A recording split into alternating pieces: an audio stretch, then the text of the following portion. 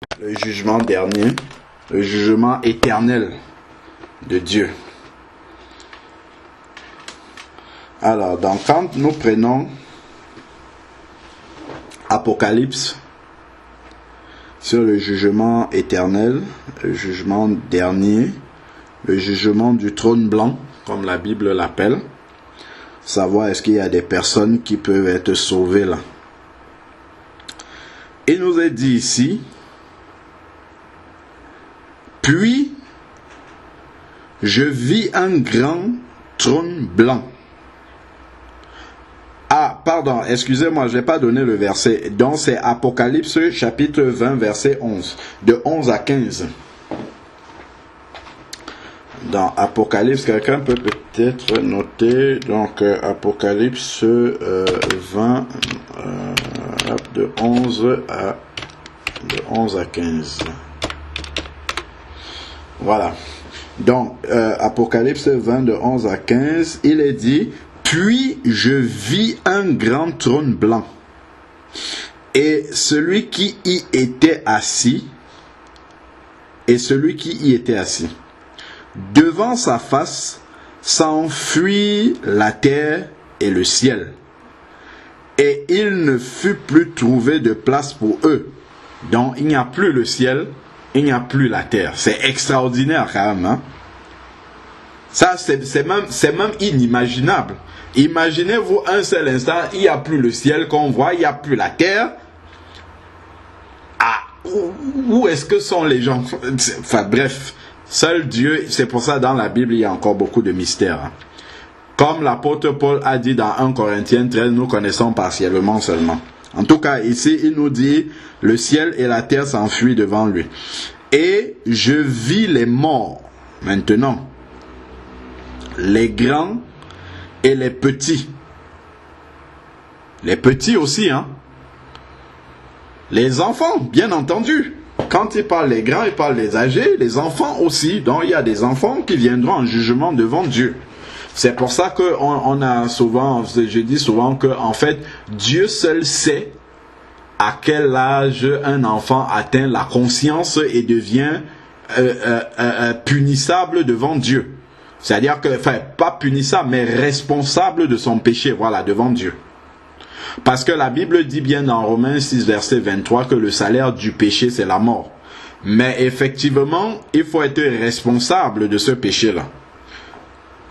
C'est pourquoi, bon, le bébé qui vient de naître, qui va commettre, bon, il ne sait pas, donc il ne peut pas être responsable. S'il meurt, il est sauvé. Mais Dieu seul sait à quel âge, à partir de quel âge, justement, un enfant devient pleinement responsable devant Dieu de son péché. Mais en tout cas ici, on lit dans la parole de Dieu que les petits aussi viennent en jugement devant Dieu.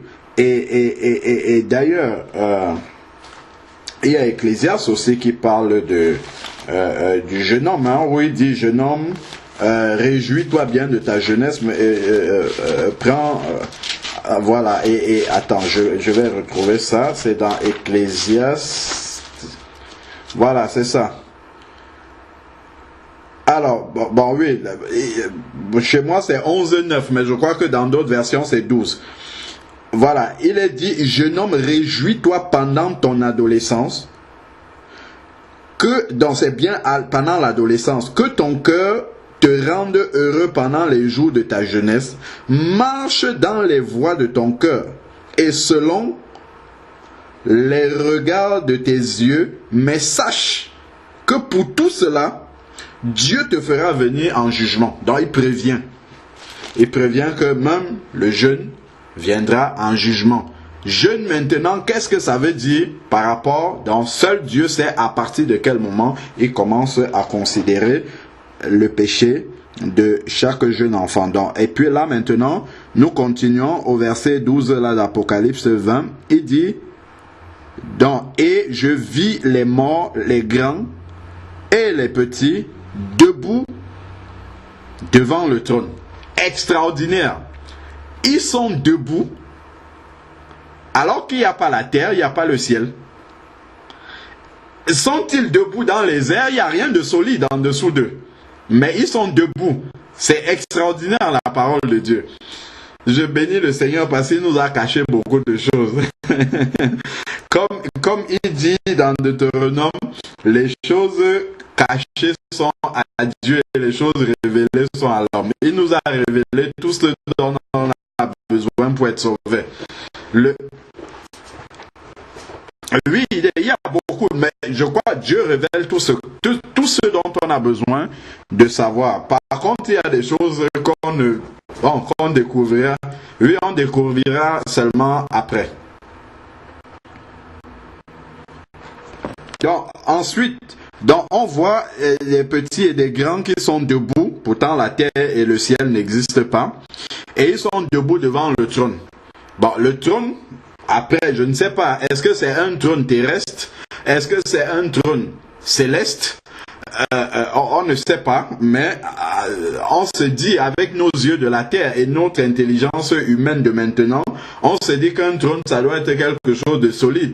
Donc ça doit pouvoir reposer aussi sur quelque chose de solide. Mais il n'y a pas la terre, il n'y a pas le ciel. Le trône repose sur quoi? Est-ce que c'est un trône volant? Mais seul Dieu vraiment, il sait ce qu'il est en train de dire ici. Donc, ok, donc il y a le trône. Et maintenant, il dit, des livres furent ouverts. Les dossiers, oui. Des livres furent ouverts et un autre fut ouvert qui est le livre de vie. Les morts furent jugés d'après ce qui était écrit dans les livres selon leurs œuvres.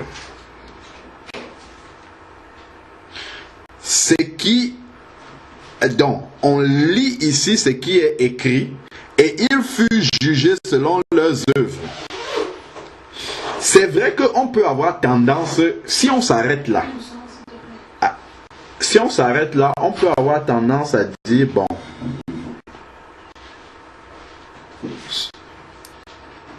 celui qui a fait beaucoup de bien, qui a fait beaucoup de bonnes choses, donc on va voir des œuvres justes ici pour lui. Et il risque d'être sauvé. Or, la parole de Dieu nous dit que c'est par la foi que vous êtes sauvés. Alors, mettons un point ici, là. Retournons dans Éphésiens 2.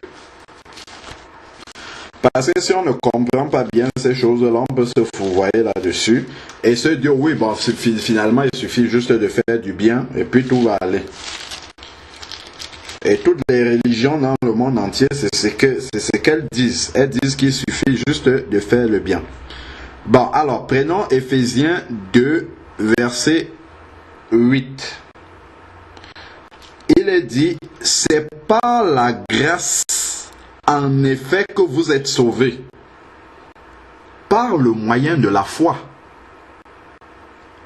C'est par la grâce que vous êtes sauvés. Jésus a dit, je suis le chemin, la vérité et la vie. Il n'a pas dit je suis un chemin, une vérité et une vie. Auquel cas, il pourrait avoir un autre chemin qui serait celui de pratiquer de bonnes œuvres. Mais il a dit je suis le chemin, un seul chemin. Il n'y a pas d'autre. Et après, on va appuyer. Si on regarde, bon, gardons le doigt, bon, on va garder beaucoup de doigts. Gardons le doigt aussi sur Éphésiens 2, et allons lire acte 4, verset 12. Acte 4, verset 12 est intransigeant. Il dit, le salut ne se trouve en aucun autre. C'est-à-dire que le fait d'être sauvé, le fait de pouvoir entrer dans le paradis, le fait de pouvoir échapper à l'enfer ne se trouve en aucun autre. Donc il n'y a aucun autre chemin possible. Et la Bible ne peut pas se contredire. Il dit ici, le salut ne se trouve en aucun autre, car il n'y a sous le ciel aucun autre nom par lequel, parmi les hommes, par lequel nous devions être sauvés. Il dit le nous ici, c'est les hommes, tous les hommes de la terre. Donc il n'y a pas un autre chemin. Ce n'est pas possible que les œuvres, fussent-elles bonnes n'importe comment, puissent sauver quelqu'un. C'est impossible. Donc, ce n'est que par Jésus. Et après, on va voir maintenant ce qui se passe lors du jugement dernier là-bas. Donc, revenons dans Éphésiens 2, verset 8.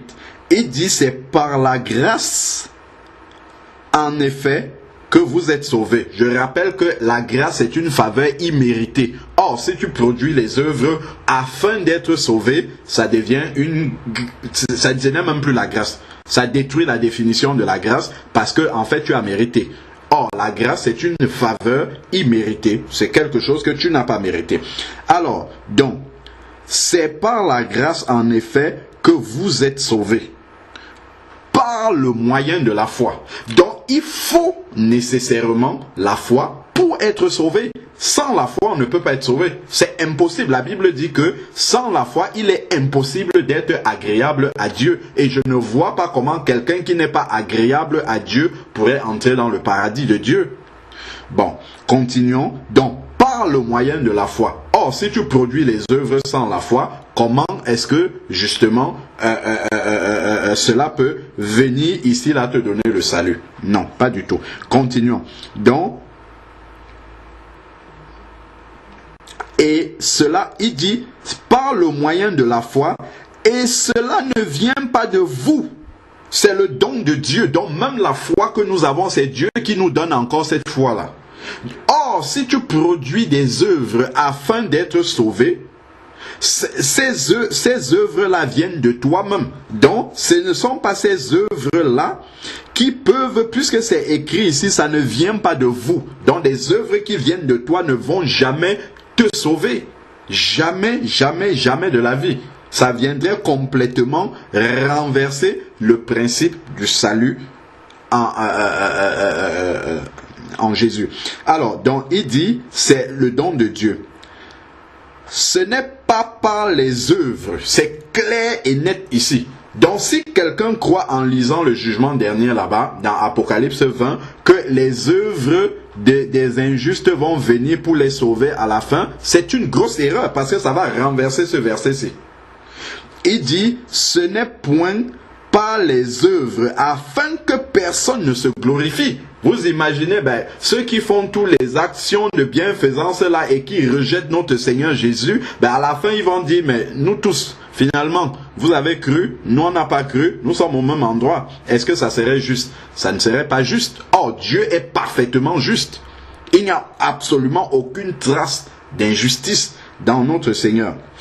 Et il dit, car, verset 10, car nous sommes l'ouvrage, nous sommes son ouvrage, nous avons été créés en Jésus. Donc ça c'est à la nouvelle naissance. Nous naissons en Jésus pour de bonnes œuvres que Dieu a préparées d'avance afin que nous les pratiquions. Ce qui est totalement différent. C'est-à-dire que, en fait, lorsque nous sommes sauvés, nous ne pratiquons pas des bonnes œuvres afin d'être sauvés ou bien afin d'être meilleurs aux yeux de Dieu. Non. Jésus nous a déjà donné cette justice-là qui nous rend propres aux yeux de Dieu. Maintenant, les bonnes œuvres que nous pratiquons, c'est parce que nous avons reçu dans notre cœur la nature de Jésus. Et la nature de Jésus était de faire de bonnes œuvres. Donc, parce que nous avons cette nature-là, nous manifestons naturellement des bonnes œuvres, non pour être sauvés, mais parce que nous sommes sauvés. C'est ça qui prouve que nous sommes sauvés. Donc quand tu fais une bonne œuvre, ce n'est pas que tu es en train de rechercher un mérite ou rechercher, mais c'est que l'Esprit de Dieu qui est en toi te pousse à faire cette bonne œuvre-là sans aucun intérêt, sans attendre de récompense, simplement parce que tu es un enfant de Dieu et que Jésus à ta place aurait fait ça. C'est la seule chose, c'est la seule raison pour laquelle tu fais une bonne œuvre. Parce que le Saint-Esprit te convainc que c'est ça qu'il faut faire. Parce que Jésus aurait fait la même chose. C'est ce qu'il dit dans Jean 14, verset 12. Celui qui croit en moi fera les mêmes choses que moi. Il en fera même de plus grandes. Et c'est le Saint-Esprit qui nous convainc de faire les mêmes choses, les mêmes œuvres que Jésus. Si Jésus faisait du bien aux gens, nous aussi nous ferons du bien. Si Jésus était peiné dans son cœur, quand il était triste, quand il voyait autour de lui les incrédules au point de pleurer, nous aussi, un vrai chrétien qui est touché dans son cœur vraiment par l'amour du Seigneur, quand il voit les perdus autour de lui, il a les mêmes sentiments que Jésus. Si Jésus passait du temps à faire du bien aux pauvres, ainsi de suite, nous aussi, c'est des choses qui doivent nous attirer, en fait. Plus nous découvrons Jésus en nous, plus nous sommes attirés par ces œuvres-là. Mais nous ne sommes, si quelqu'un est attiré par cela, parce qu'il cherche une quelconque récompense vis-à-vis de Dieu, c'est que ce n'est pas Dieu qui le pousse à faire ça, parce que c'est écrit ici qu'il a préparé d'avance des bonnes œuvres pour que nous les pratiquions. Donc c'est lui qui nous pousse à faire ces œuvres-là. Ce n'est pas nous-mêmes avec nos petites calculettes. Si je fais ça, comme on enseigne aux gens pour la dîme, si tu donnes, il va te donner. C'est pas les mathématiques comme ça, marche pas comme ça avec Dieu. C'est pas de donnant, intérêt, non. C'est que nous faisons cela dénué de toute forme d'intérêt, puisque Jésus veut manifester sa nature en nous. Lorsque Jésus guérissait les malades, qu'est-ce qu'on lui donnait en retour? Lorsque Jésus faisait du bien aux pauvres, qu'est-ce qu'il attendait en retour de ces pauvres-là? Rien du tout. Rien, il s'était dénué de tout intérêt. Donc de la même façon, les enfants de Dieu, quand ils posent un acte, quand ils font du bien, c'est vraiment dénué de toute forme d'intérêt. Donc ce ne sont surtout pas ces œuvres-là qui vont venir sauver quelqu'un. Bon. Donc, voilà la parole de Dieu qui est tout à fait claire là-dessus. On a lu de l'autre côté Acte 4, verset 12, qui dit il n'y a de salut en aucun autre qu'en Jésus. Jésus lui-même dans Jean 14, verset 6 a dit « Je suis le chemin, la vérité et la vie ». Donc, il n'y a sûrement et absolument pas un autre chemin possible que la foi en Jésus, tel qu'il nous a dit ici dans Éphésiens 2 verset 8 que c'est par le moyen de la foi que nous sommes sauvés. Revenons maintenant toujours pour expliquer le jugement dernier, et c'est là où vraiment il y a des choses claires qui vont jaillir maintenant sur nos yeux. Alors, donc il dit ici, nous sommes au verset, on a fini le verset 12, où il dit que des livres furent ouverts, et il y a un qu'on appelle le livre de vie, qui est aussi ouvert. Et les gens, alors, donc, les morts furent jugés d'après ce qui est écrit dans les livres, selon leurs œuvres. Or, vous avez vu, il y a le livre de vie aussi. D'accord, ok. Marquons un point là. D'abord, continuons, après je vais revenir. Alors, donc, passons d'abord au 13. Après, je vais revenir là sur le livre de vie. Alors, les morts, je suis au verset 13. La mer donna les morts qui s'y trouvaient. La mer donna les morts qui s'y trouvaient.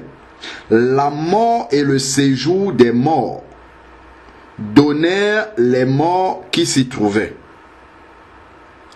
Souvent, les gens disent qu'ils vont se faire incinérer, comme ça, ils ne vont pas rencontrer Dieu. Voilà des gens qui sont morts dans la mer, décapités même par des requins et tout ça. Ils seront reconstitués et puis ils vont venir devant le Seigneur là, ici, là. La mer même va rendre.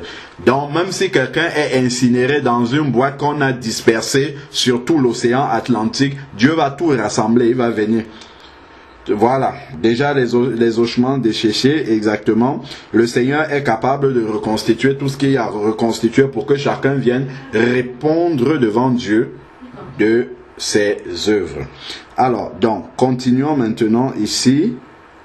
Il fut jugé chacun selon ses œuvres. La mort et le séjour des morts fut jeté dans les temps de feu. Donc, en fait, quand quelqu'un meurt, selon Luc 16, à partir du verset 19, où Jésus parle justement du riche et de Lazare, donc qui meurt, donc le riche descend au séjour des morts. Donc quand les personnes meurent et ne sont pas converties, d'après Hébreux 9, 27, il est réservé aux hommes de mourir une seule fois, après quoi vient le jugement. Immédiatement quand quelqu'un meurt, s'il n'est pas en communion avec Dieu, il descend tout de suite dans le séjour des morts.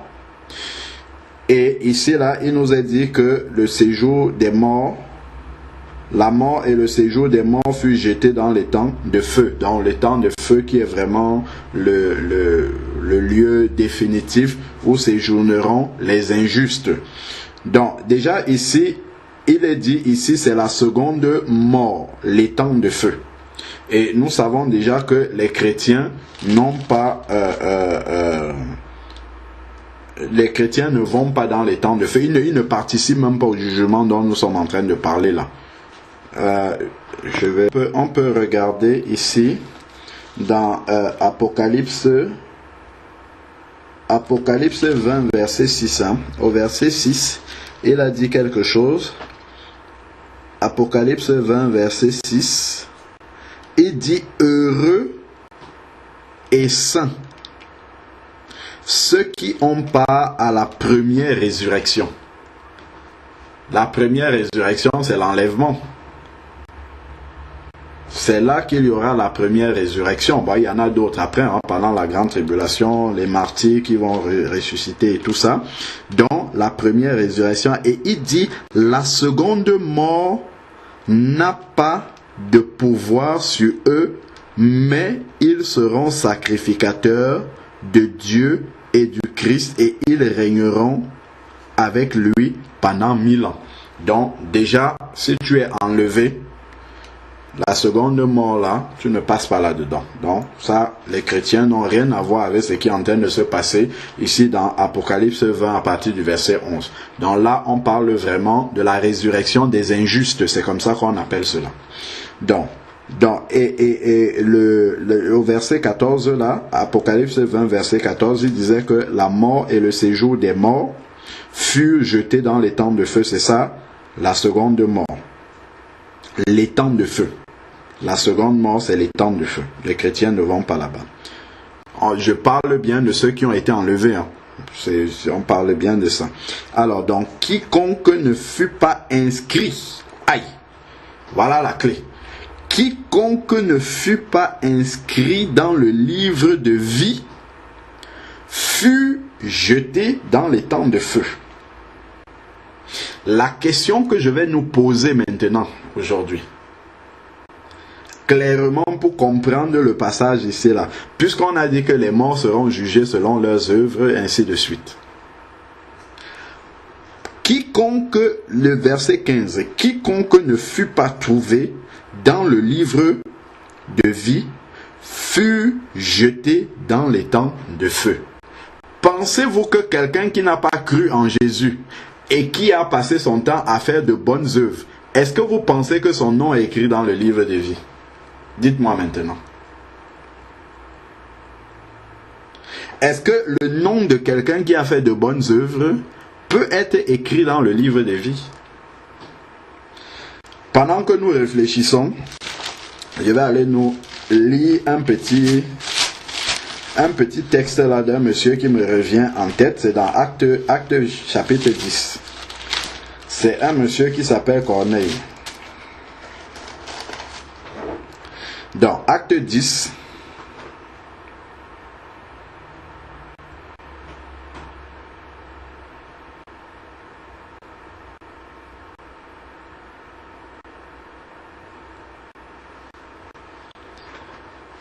Acte 10. Alors, verset 1. Il y avait à Césarée un homme du nom de Corneille, centenier de la cohorte appelée italienne. Il était pieux, ce qui est déjà très bien. Il était pieux et avec toute sa maison, il craignait Dieu. Il était pieux. 1. 2. Il craignait Dieu.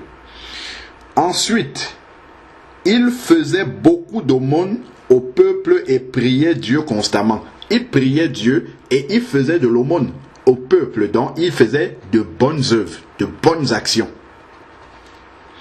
vers la 9e heure du jour, il vit clairement dans une vision. Dieu lui accorde même une vision. Un ange de Dieu qui entrait chez lui et lui dit « Corneille !» Il fixa les regards sur lui et saisi de crainte, il lui dit,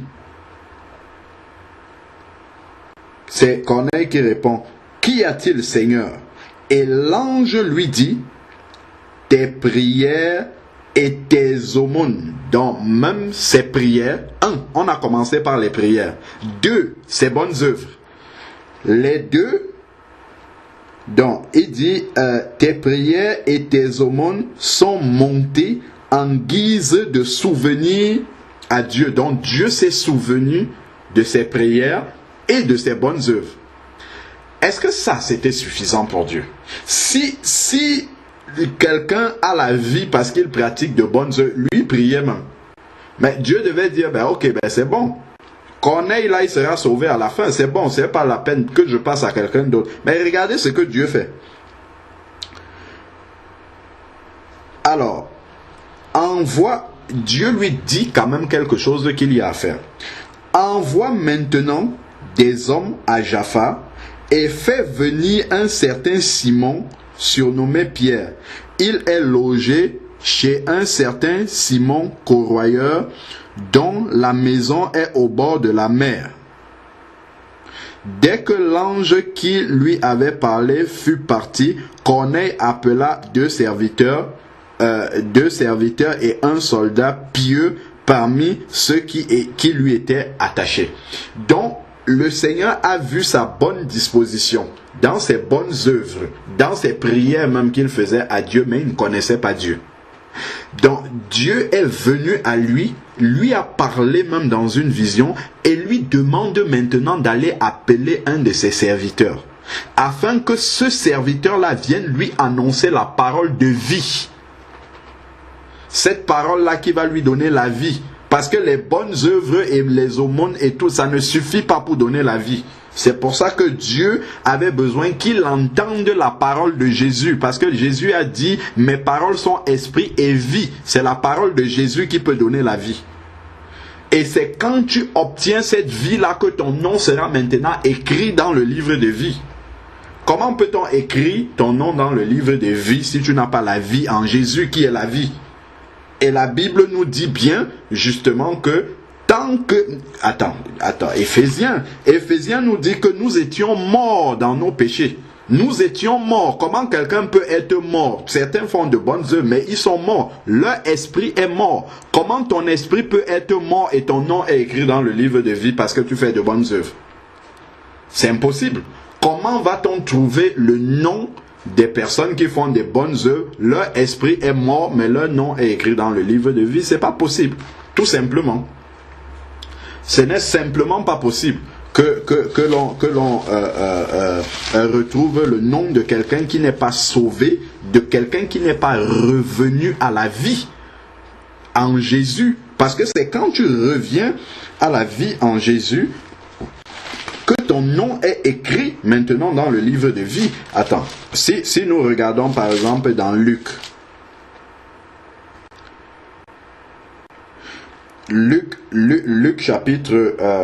chapitre 10, versets 19 et 20, où il dit, voici, je vous ai donné le pouvoir de marcher sur les scorpions, sur les serpents, les scorpions et toute la puissance de l'ennemi, et rien ne pourra vous nuire. Et il dit au verset 20 maintenant, Luc 10, verset 20, cependant, réjouissez-vous, ne vous réjouissez pas de ce que les esprits vous sont soumis, mais réjouissez-vous de ce que vos noms sont inscrits dans les cieux, parce que ils ont rencontré Jésus et Jésus est la vie. C'est pour cela que leur nom est inscrit dans les cieux. C'est pas en vertu de bonnes œuvres que on écrit le nom de quelqu'un dans le livre de vie. Donc si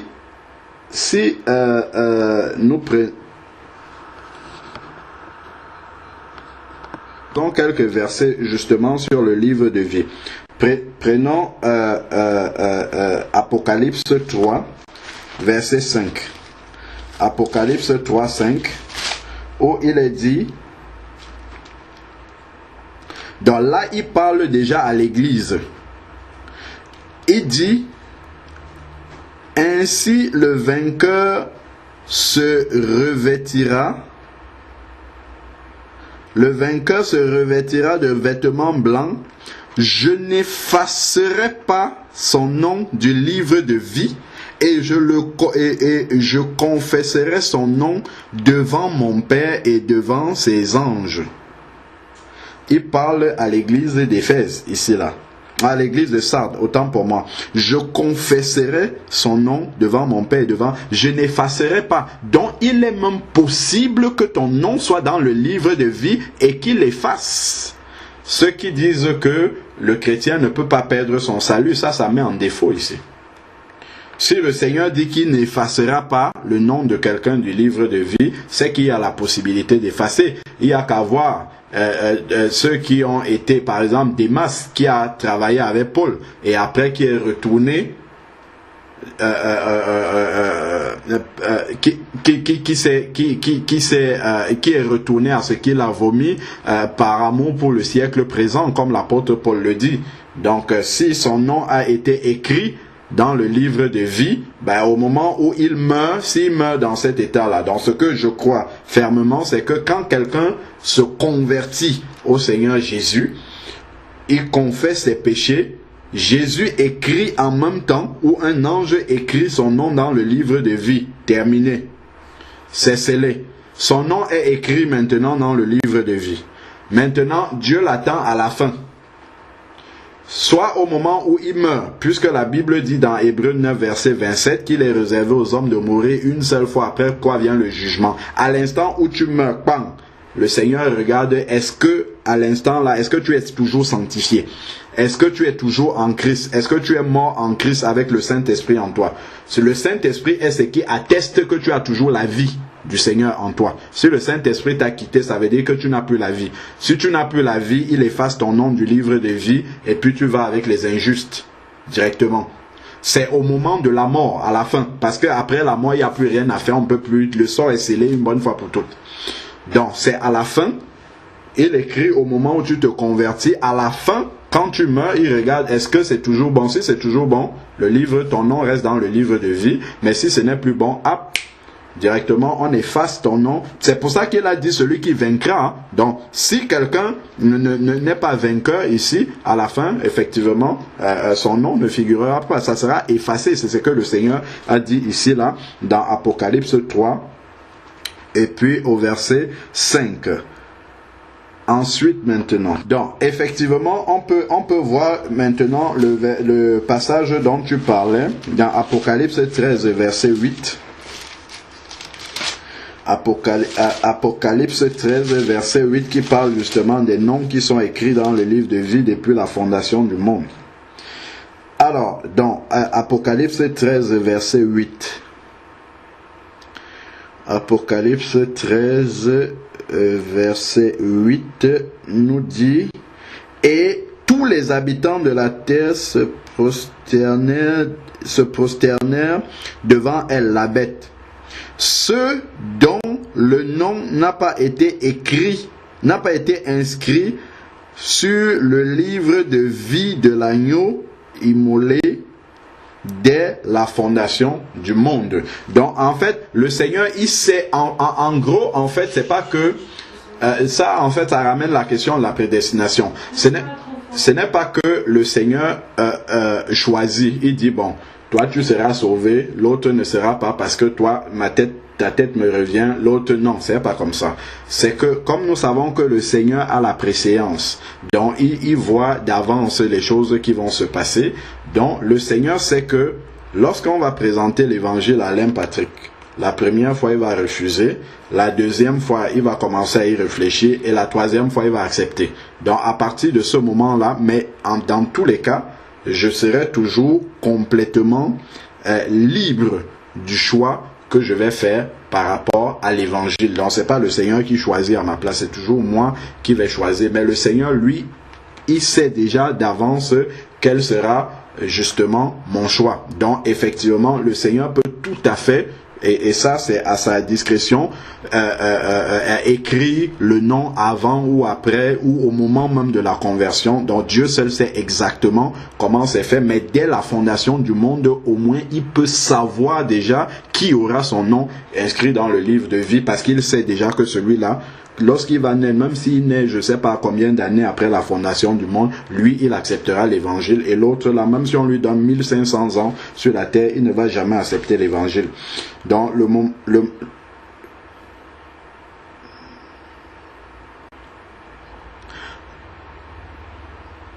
mais Dieu attire tous les hommes. Je peux donner un verset. Dieu attire tous les hommes. Quand tu regardes dans 2 Pierre 3:8, 2 Pierre 3:8 nous dit que Dieu retarde les jugements parce qu'il veut que tous les hommes soient sauvés. Donc ça veut dire que le Père attire tout le monde, sans exception. Regardons 2 Pierre 3:9, pardon. 2 Pierre 3:9 dit: le Seigneur ne tarde pas l'accomplissement de sa promesse, comme quelques-uns le pensent. Il use de patience envers vous. Il ne veut pas qu'aucun homme, on peut compléter ça, qu'aucun homme ne périsse, mais il veut que tous, sans exception, arrivent à la repentance. Donc Dieu veut sauver tous les hommes. À partir de là, on comprend que Dieu attire tous les hommes à lui. Tous, sans exception. Nul ne peut venir au Seigneur, effectivement, si le Père ne l'attire, mais le Père attire tout le monde. Il ne rejette personne, il attire tout le monde. C'est maintenant nous qui allons rejeter. C'est pour ça qu'il dit dans Apocalypse 3, là-bas, Apocalypse 3, verset 10, attends, je vais retrouver. Je me tiens à la porte et je frappe. Si quelqu'un entend ma voix, il ouvre, j'entrerai, je souperai. Voilà, c'est Apocalypse 3, 20. Voilà. Donc, il frappe à la porte de tout le monde. Il n'y a pas quelqu'un sur la terre qui peut dire Dieu n'a jamais frappé à la porte de mon cœur. Si Dieu veut vraiment venir maintenant lui dire regarde, à tel moment, à tel autre moment, à tel autre moment, toutes ces fois-là, j'étais toujours là auprès de toi, je frappais à la porte de ton cœur, mais tu n'as jamais répondu. Donc, voilà. En fait, justement, le livre de vie, comme je disais, est un livre qui contient ceux qui ont la vie en Jésus. Donc forcément, quelqu'un qui n'a pas la vie en Jésus ne peut pas avoir son nom écrit dans le livre de vie. Donc maintenant ici, si je reviens sur le texte de base, là, Apocalypse 20, verset 11 au verset 15. Donc quand il est dit que les livres furent ouverts et que ces personnes-là seront jugées selon leurs œuvres, ben, il y a une œuvre qui sera testée, qui est: qu'as-tu fait du Seigneur Jésus? Qu'as-tu fait pour rechercher Dieu? Si tu as rejeté Dieu d'une quelconque façon, et Dieu va toujours s'arranger à ce que les gens puissent, de leur vivant sur la terre, le rechercher. Donc si tu as rejeté Dieu, ça sera aussi une des œuvres qui vont faire partie du livre. Et avoir rejeté Dieu, c'est le blasphème contre le Saint-Esprit qui n'est jamais pardonné. On a partagé ici la dimanche là-dessus. Le blasphème contre le Saint-Esprit, c'est le fait d'avoir rejeté le Seigneur jusqu'à sa mort. Là, tu as blasphémé, ce n'est pas pardonnable. On ne peut pas prier pour quelqu'un, on dit « Seigneur, je te prie pour mon oncle là-bas, il ne veut pas t'accepter. » Il ne veut pas te recevoir, mais accepte-le quand même dans ton royaume, il va bientôt mourir. Est-ce que ça, c'est une prière que Dieu peut accepter? Pas du tout. Du tout, du tout. Dieu ne peut que faire en sorte que cette personne-là ait encore l'occasion d'entendre sa parole une fois de plus et sera libre de l'accepter ou de rejeter cette parole-là. Donc, la vie ne peut jamais être communiquée par une œuvre. Et de toute façon, dans le livre, le livre où on va lire les œuvres des personnes ici dans le jugement, on va nécessairement tomber sur une œuvre qui rejette Dieu. Et ça sera le blasphème contre le Saint-Esprit complètement à côté. Et puis, de toutes les façons aussi, on sait que le salaire du péché, c'est la mort.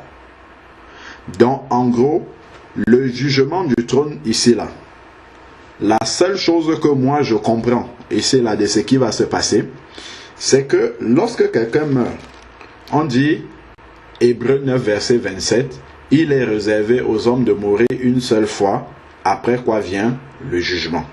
Si vous regardez, comment dire, si vous regardez,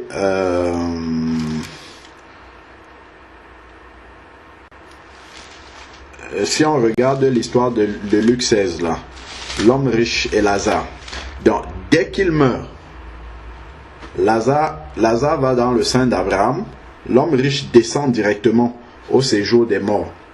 Mais il viendra un jour où il faudra que l'homme riche, comme les morts en Christ aussi, vont ressusciter pour venir régner avec le Seigneur sur la terre pendant 1000 ans.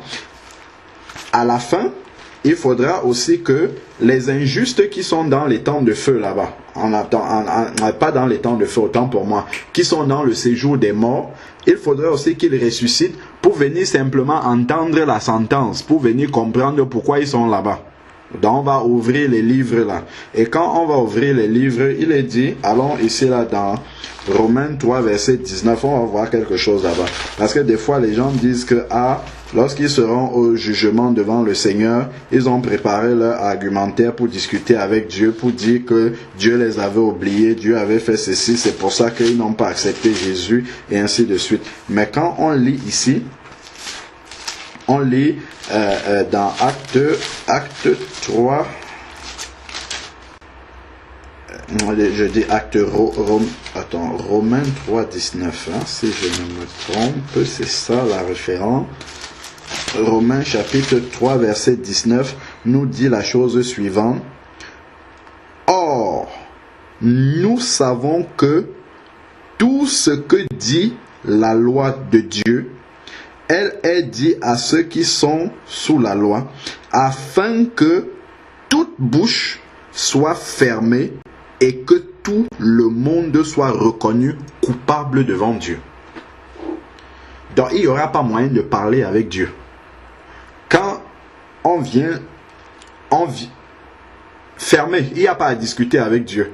Quand chacun va voir la sainteté de ce que Dieu attend, et il va voir que, il n'y a que Jésus qui aurait pu me donner le standard qu'on me demande là. Lui-même, il va se taire. Il n'y aura même pas à justifier.